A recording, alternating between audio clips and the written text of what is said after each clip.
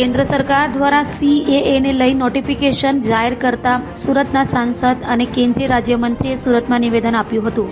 કેન્દ્ર સરકાર દ્વારા CAA બિલનું સત્તાવાર નોટિફિકેશન બહાર પડાયું છે.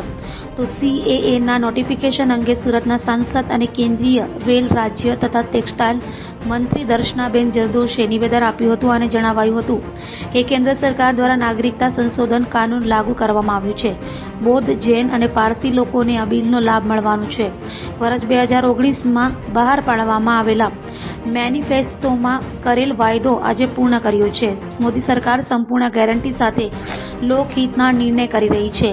વર્ષ 2047માં ભારત વિશ્વગુરુ બનવા તરફ આગળ વધી રહ્યું છે. તમામ લોકોના જીવનમાં બદલાવ લાવવા PM દ્વારા કટિબદ્ધતા અને જરૂરી પગલાં ભરવામાં આવી રહ્યા છે અને આવનારી મોદી સરકાર 3માં પણ આ ગતિએ કામગીરી ચાલુ રહેવાની છે. મોદી સરકારે છેલ્લા 10 વર્ષમાં કરેલા વિકાસના કાર્યનો લોકો અનુભવ કરી રહ્યા છે. સિટીઝન એમેન્ડમેન્ટ બિલ રાજ્ય ગૃહ મંત્રાલય દ્વારા આજે રજૂ કરવામાં આવ્યું છે. ખાસ કરીને અફઘાનિસ્તાન, પાકિસ્તાન અને બાંગ્લાદેશથી આવેલા વિસ્થાપિતો, જે જૈન ધર્મ, બૌદ્ધ ધર્મ, પારસી ધર્મ, ખ્રિસ્તી ધર્મ, એ લોકોને નાગરિકતા આપવા માટેનો જે મેનિફેસ્ટો ભારતીય જનતા પાર્ટી દ્વારા જે રજૂ કરવામાં આવ્યો હતો, આજે મોદી સરકારની ગેરંટીમાં આ વાતને પૂર્ણ કરવામાં આવી છે. ખાસ કરીને છેલ્લા કેટલા વખતથી એની ચર્ચા હતી અને દેશના ગૃહમંત્રી અમિત શાહ દ્વારા જેના ખૂબ પ્રયત્નથી આજે પ્રધાનમંત્રીશ્રીએ નવી સરકારના શરૂઆત પહેલાં ખૂબ ગેરંટી સાથે જે વાત કરી હતી આજે પૂર્ણ કરી છે.